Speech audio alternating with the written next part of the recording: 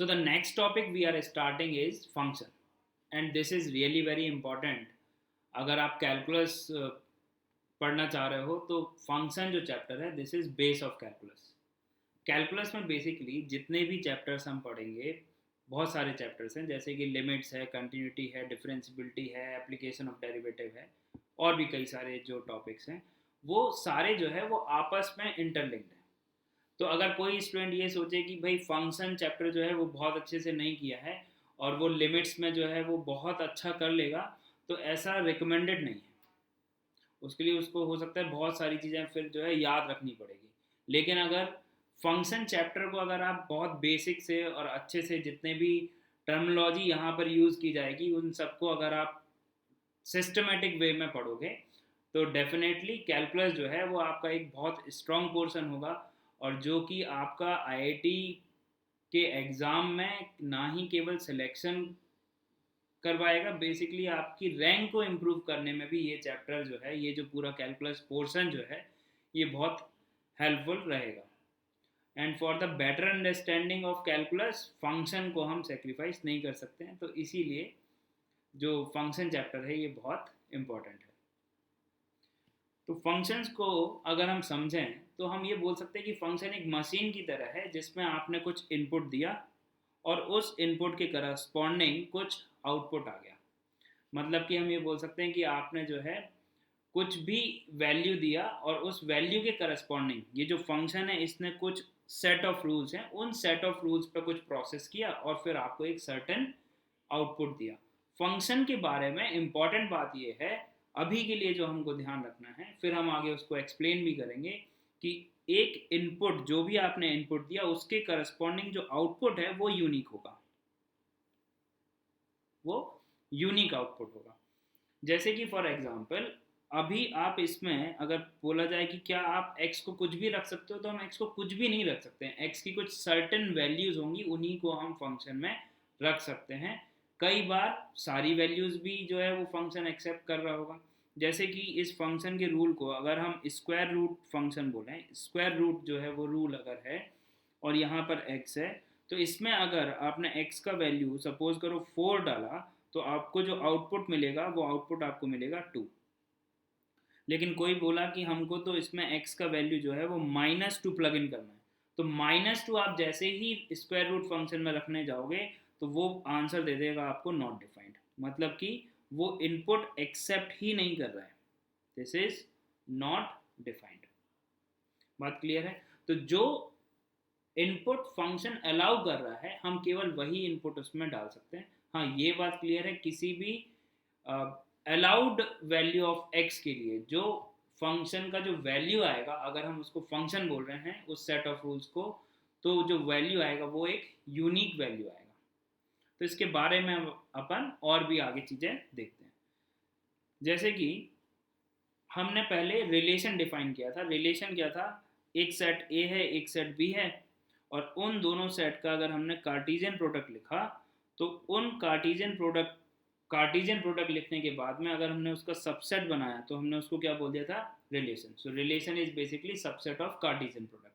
उसी को अगर हम आगे बढ़ाएं थोड़ा सा तो यहाँ पे बोल रहा है कि एक रिलेशन जो है उसको हम फंक्शन बोल सकते हैं if every element of A has a unique relation in B. मतलब कि रिलेशंस के ऊपर में हमने कुछ एक्स्ट्रा कंडीशन अप्लाई कर दी, कुछ ऐसे रूल्स बना दिए कि अगर वो रिलेशन जो है वो उन रूल्स को फॉलो कर रहा है तो हम उसको फंक्शन बोलेंगे, नहीं तो नहीं बोलेंगे. तो फॉर एग्जाम्पल के लिए जैसे यहाँ पे बोल रहा है कि एवरी एलिमेंट ऑफ ए, तो every element of set A, तो हमने अगर मान लिया ये सेट ए है, ये हो गया हमारे पास में 1 2 3 4, और सेट बी हमने मान लिया लेट से 5 6 7 8 9. तो पहली चीज़ तो ये बोल रहा है कि अगर मान लो कि 1 जो है वो 5 से रिलेटेड है, 2 जो है वो 6 से रिलेटेड है, 3 जो है वो 7 से रिलेटेड है, और अगर हम 4 को रिलेट नहीं करेंगे एलिमेंट ऑफ सेट बी के साथ तो फिर हम इसको फंक्शन नहीं बोल पाएंगे. ये रिलेशन तो होगा लेकिन फंक्शन नहीं होगा. क्यों? क्योंकि क्या बोल रहा है? If every element of set A has a unique relation in set B. तो अगर हम 4 को 8 से रिलेट नहीं करें या 9 से रिलेट ना करेंगे तो फिर वो रिलेशन तो होगा बट वो फंक्शन नहीं होगा। क्लियर है बात? तो ये बात क्लियर हो गई। फिर क्या बोल रहा है, इसी बात को हम ऐसे भी समझ सकते हैं, a function from A to B, each element of A is associated to one and only one element in B.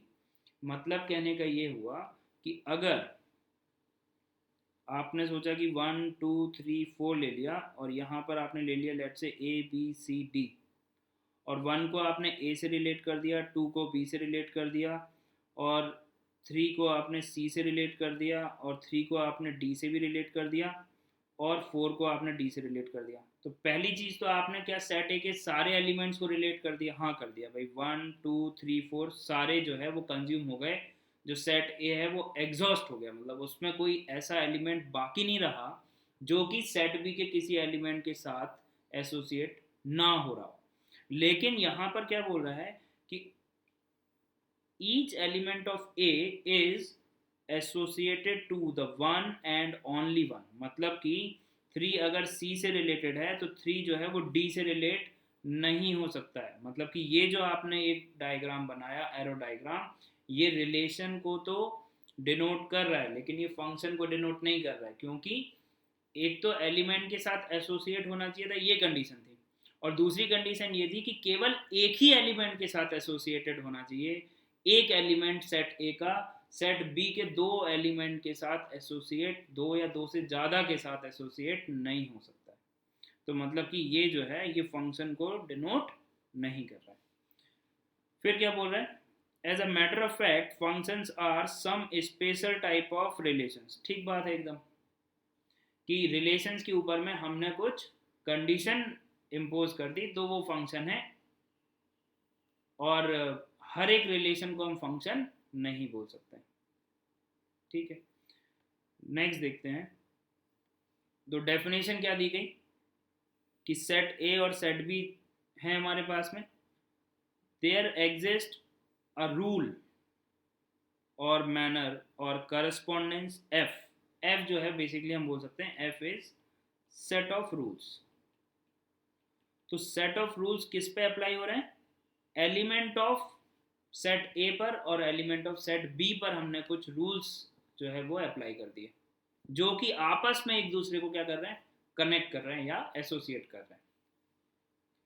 Which associates to each element of A to a unique element in B, then f is called a function और mapping from A to B. और इसको हम किस तरह से लिख सकते हैं कि F is such that defined from set A to set B, और या फिर ए एरो बी लगा के और यहाँ पर सेट ऑफ रूल्स लिख दिया हमने, एफ लिख दिया। तो इसको हम क्या बोल रहे हैं कि F is a function from A to B, और एफ जो है वो सेट ऑफ रूल्स जो है maps set A to set B.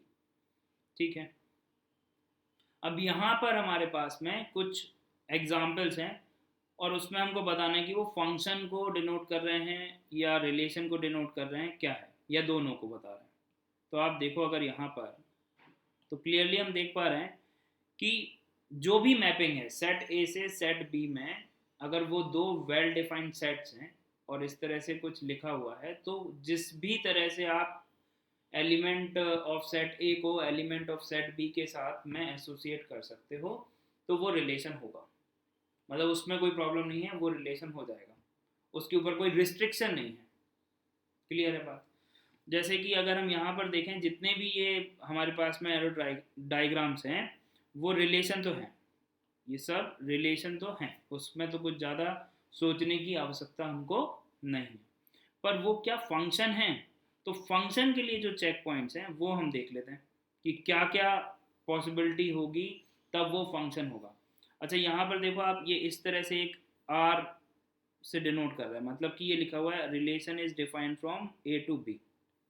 अब अगर वो फंक्शन होगा तो हम उसको ऐसे लिख सकते हैं function is defined from A to, function is defined from A to B. ठीक है, उसमें तो कोई प्रॉब्लम नहीं है। तो ये तो केवल नोटेशन है। तो जो फर्स्ट वाला है उसमें आप देखो कि जो गिवन रिलेशन है क्या वो फंक्शन को डिनोट कर रहा है। तो फंक्शन को डिनोट करने के लिए सेट ए का हर एक एलिमेंट जो है वो सेट बी के किसी ना किसी एक एलिमेंट के साथ एसोसिएटेड होना चाहिए। तो आप देखो यहाँ पर 1 जो है वो ए के साथ एसोसिएटेड है, 2 जो है वो बी के साथ एसोसिएटेड है, 3 जो है वो सी के साथ एसोसिएटेड है, और जो 4 है वो भी सी के साथ एसोसिएटेड है। तो जो फर्स्ट वाला है उसको अगर हम फर्स्ट जो रिलेशन है उसको अगर हम ऑर्डर्ड पेयर के फॉर्म में लिखें तो कुछ ऐसा लिखा हुआ है हमारे पास में, ये रिलेशन है 1 comma A set, ordered pair का set, 2 comma B, 3 comma C and 4 comma D.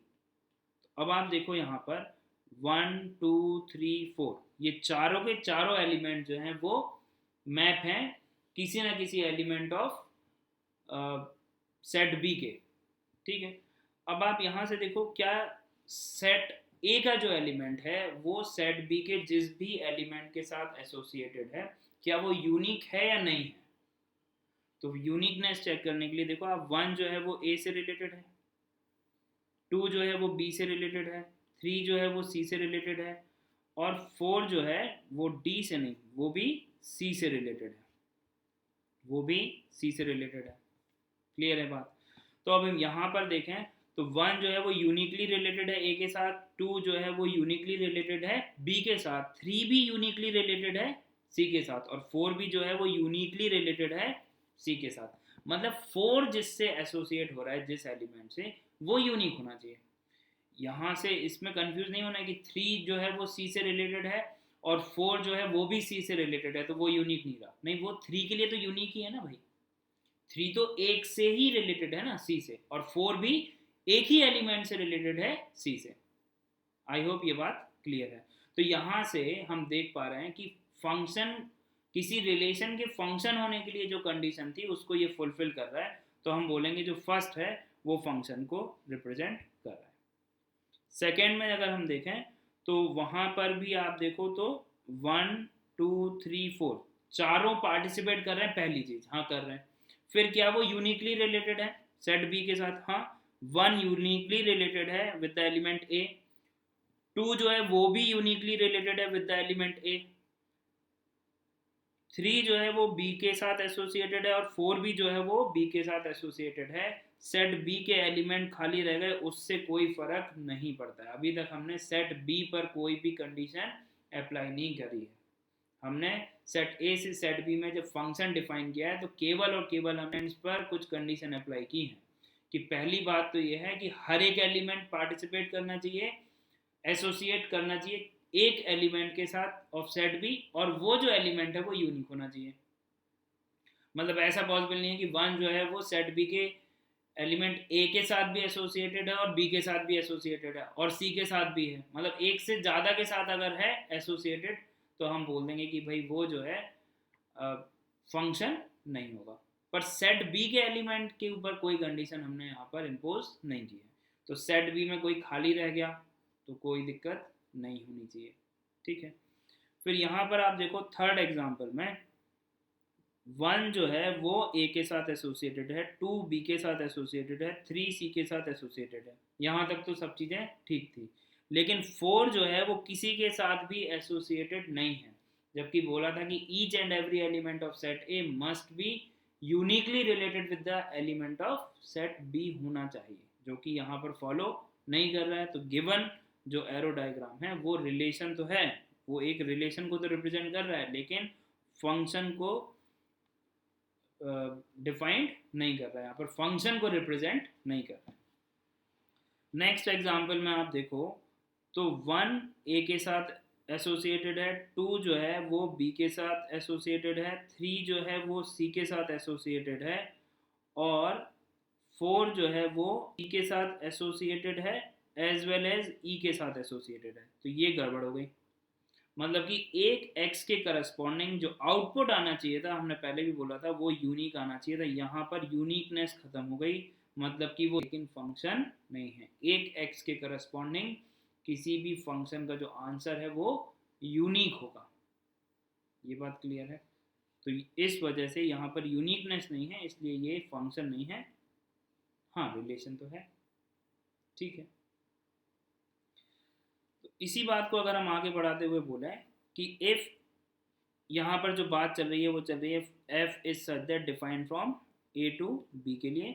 तो ए कोई एलिमेंट है सेट ए का, और जो ए है वो एसोसिएटेड है with any element of set B, जिसको हमने बी बोल दिया यहाँ पर, then B is called image of, तो बी को क्या बोल रहे हैं हम, image of A under F, या फिर इसी का दूसरा नाम हो गया एफ इमेज ऑफ ए, या फिर एक और नाम हो गया इसका the value of function at A, और वो किसके बराबर होगा, बी के बराबर, तो उसको हम लिख देंगे B equal to f of A. और क्या बोल रहे हैं यहाँ पर, and A is called pre image of B under F, और argument of B under f. मतलब कहने का ये है कि सपोज करो कि आपके पास में एफ एक्स जो है वो हमने ले लिया एक्स प्लस टू, ये कोई सेट ऑफ रूल्स है, ठीक है।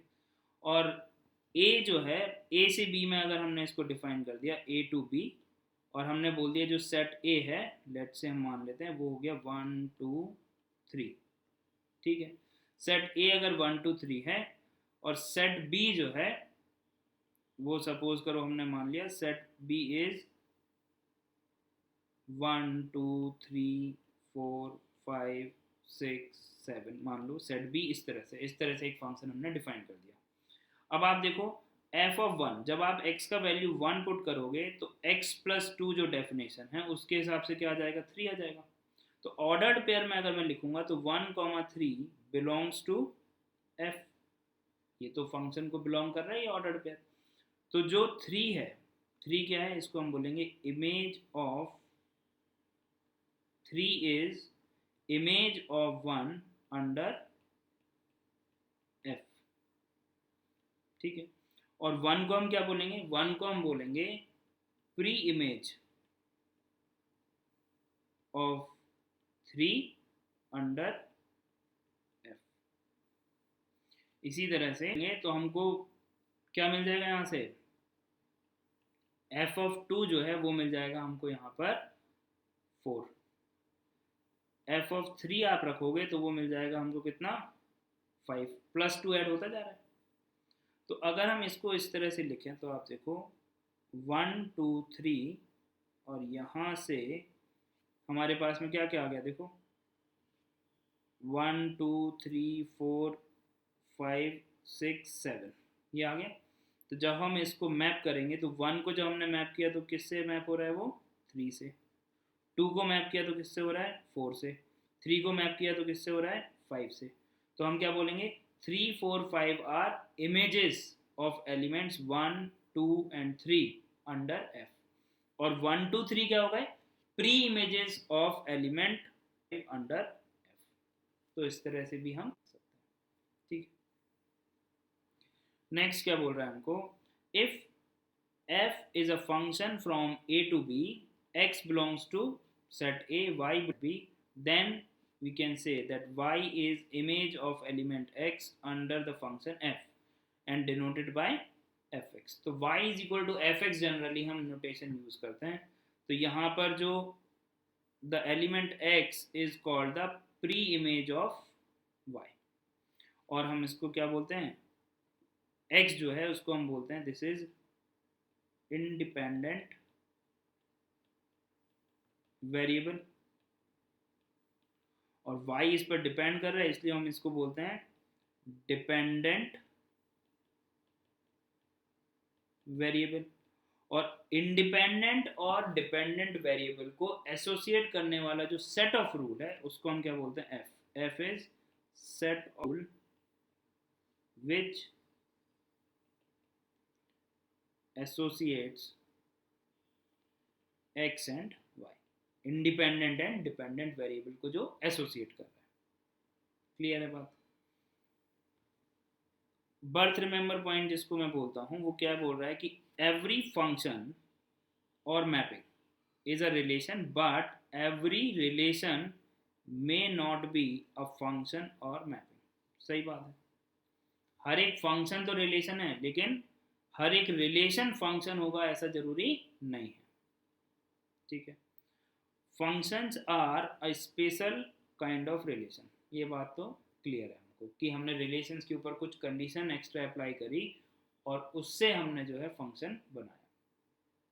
ठीक है, अभी इन्हीं सारे पॉइंट्स को अगर हम एक जगह पर नोट करें तो हम बोल सकते हैं कि f is such that defined from set A to set B, A and B should not be empty। सही बात है, उसमें कुछ ना कुछ एलिमेंट होंगे तभी तो वो एसोसिएट कर पाएंगे हम। ठीक बात है। Each element of A should have a image in B। अब टर्मिनोलॉजी हमको समझ में आ गई कि अब हम एलिमेंट ना बोल के उसको क्या बोल रहे हैं, इमेज। ठीक है, no element of set A should have more than one image in B. मतलब कि हर एक x के करस्पॉन्डिंग जो वैल्यू हमको फंक्शन की मिल रही है वो यूनिक मिलनी चाहिए, या फिर y की जो value y equal to F X अगर हम बोल रहे हैं तो जो y की वैल्यू है वो यूनिक होनी चाहिए। ठीक बात है। टू और more elements of a may have the same image in b। हाँ, हो ही सकता है। जैसे कि अगर हम y is equal to X square अगर मैं बोलूँ तो x का वैल्यू -1 रखने पर और x का वैल्यू 1 रखने पर y की जो वैल्यू है वो दोनों ही केस में हमको क्या मिलेगी, ओनली 1। तो इसको अगर हम वेन डायग्राम से यहाँ पे लिखेंगे तो -1 और +1 जो है वो सेम एलिमेंट से एसोसिएट हो रहा होगा, तो इससे तो कोई प्रॉब्लम नहीं है। It is necessary that every element of set A has f image in the set B, but there may be some element in set B which are not f images of any element of A। इसका मतलब क्या हुआ कि अगर आपने मान लो कि कुछ इस तरह से लिखा 1 2 3 और आपने यहाँ पर ले लिया सपोज करो एलिमेंट A और B। अब आपने क्या किया, 1 को जो है आपने 1 2 3 तीनों को ए से ही रिलेट कर दिया। ठीक है, और बी को आपने खाली छोड़ दिया, तो ये अलाउड है, इससे कोई प्रॉब्लम नहीं है। There are some element in set B which are not F images of any element of set A, तो इससे कोई प्रॉब्लम नहीं है। ठीक है, यहाँ पर क्या बोल रहे हैं हमको, a relation R from set A to set B is called a function if each element of A is associated with some element of B unique and each element of A has a unique image in B। तो bottom line यही है कि set A के जो element है उन्हीं के ऊपर में केवल कंडीशन है, यहाँ पर सेट B के ऊपर कोई रिस्ट्रिक्शन नहीं है। तो एक और एग्जांपल से अगर हम इसको समझें तो हम बोल सकते हैं कि अगर हमने सपोज करो कि सेट ए जो है वो ले लिया 1 2 3 4 5, सेट बी जो है वो हमने ले लिया 5 6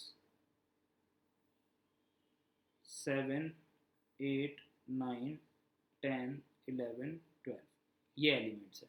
ठीक है, ये सेट ए है, ये सेट बी है। A function is such that defined from A to B, set A है तो 1 जो है वो, तो एफ एक्स जो है अगर मैं बोल दूं कि F x is x plus 4, तो अब आप देखो 1 जो है वो 5 से एसोसिएट होगा, 2 जो है वो 6 से, 3 जो है वो 7 से, 4 जो है वो 8 से और 5 जो है वो 9 से। अब ये सारे एलिमेंट जो है वो रह गए, तो उससे कोई फ़र्क नहीं पड़ रहा है।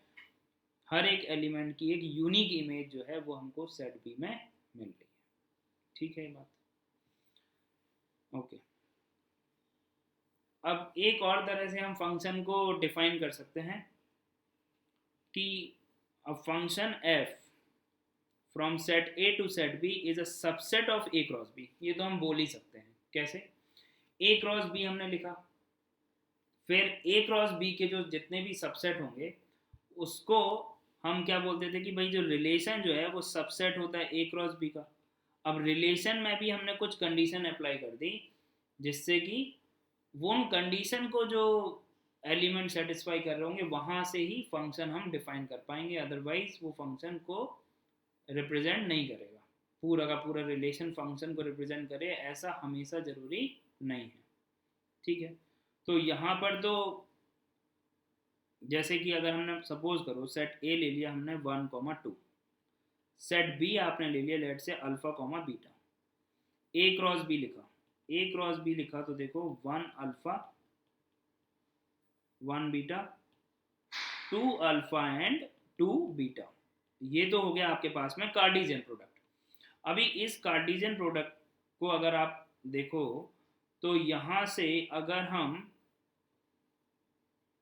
आर, अगर मैंने R1 एक डिफाइन किया 1 अल्फा 1 बीटा 2 अल्फा, सपोज करो ये ले लिया हमने, अरे डायग्राम से रिप्रेजेंट करेंगे तो 1 और 2 यहाँ पर लिया हमने, और 1 और 2 में से आप देखो 1 जो है वो अल्फा के साथ एसोसिएट हो रहा है और बीटा के साथ भी एसोसिएट हो रहा है। अब 2 पर जाने की ज़रूरत ही नहीं है, हम यहाँ से ही बोल सकते हैं कि ये जो एरो डायग्राम है ये रिलेशन को तो रिप्रेजेंट कर रहा है लेकिन फंक्शन को रिप्रेजेंट नहीं कर रहा है। तो हम यहाँ से बोल सकते हैं कि ए क्रॉस बी जो आएगा उसमें से आपको कुछ हटाना ही पड़ेगा, तभी जाके वो फंक्शन को रिप्रेजेंट कर पाएगा, क्योंकि ए क्रॉस बी तो क्या है, सेट ए और सेट बी के ऑर्डर्ड पेयर जितने भी बनेंगे उन, लेकिन वो सारे के सारे ऑर्डर्ड पेयर में पार्टिसिपेट नहीं कर सकते हैं। तो हम ये बोल सकते हैं कि जो फंक्शन है वो स्पेशल टाइप का रिलेशन है, तो हम बोल सकते हैं यहाँ से कि जो फंक्शन होगा वो क्या होगा, proper subset of A cross B होगा। For all A belongs to set A comma f of A जो है वो फंक्शन को रिप्रेजेंट करेगा। यहाँ पर जो ए जो सेट है वो पूरा का पूरा जो है वो फंक्शन में पार्टिसिपेट करना चाहिए। ठीक है, और ए कॉमा बी एक ऑर्डर्ड पेयर जो कि अगर फंक्शन को रिप्रेजेंट कर रहा है, फंक्शन को बिलोंग कर रहा है बेसिकली, और ए कॉमा सी जो है वो भी एक ऑर्डर्ड पेयर है जो कि फंक्शन को बिलोंग कर रहा है। तो ऐसा होने के लिए जो इनके सेकेंड एलिमेंट हैं वो इक्वल होने पड़ेंगे, क्योंकि अगर फर्स्ट एलिमेंट सेम है तो फर्स्ट एलिमेंट सेम होने का मतलब ही हो गया कि उस एलिमेंट के करस्पॉन्डिंग वैल्यू तो फिक्स हो गई कि आएगा। अब बी आ रहा है यहाँ पर आउटपुट और यहाँ पर आउटपुट, अगर मैं देखूँ तो ये फंक्शन में इनपुट है ये, और ये हो गया आउटपुट। इसी तरह से ये इनपुट हो गया और ये हो गया आउटपुट। अब हमको पता है कि जो आउटपुट होगा वो तो यूनिक होगा। अब उस आउटपुट के यूनिक होने का मतलब यही हुआ कि भाई या तो बी होगा या सी होगा, दोनों तो हो नहीं सकते हैं। तो दोनों कब हो सकते हैं, जब दोनों इक्वल हो जाएं, बेसिकली एक ही होगा, तो b इक्वल टू सी होना पड़ेगा। I hope this is clear. तो अभी फंक्शन के बारे में जितनी भी बातें हमने करी तो सारी डेफिनेशंस हमने कवर कर ली, और हमने ये भी देख लिया कि फंक्शन को जो है कितने अलग अलग तरह से हम समझ सकते हैं। एरो डायग्राम से समझ सकते हैं, ऑर्डर्ड पेयर के फॉर्म में समझ सकते हैं, उसको हम डिफाइन करके डेफिनेशन के फॉर्म में समझ सकते हैं।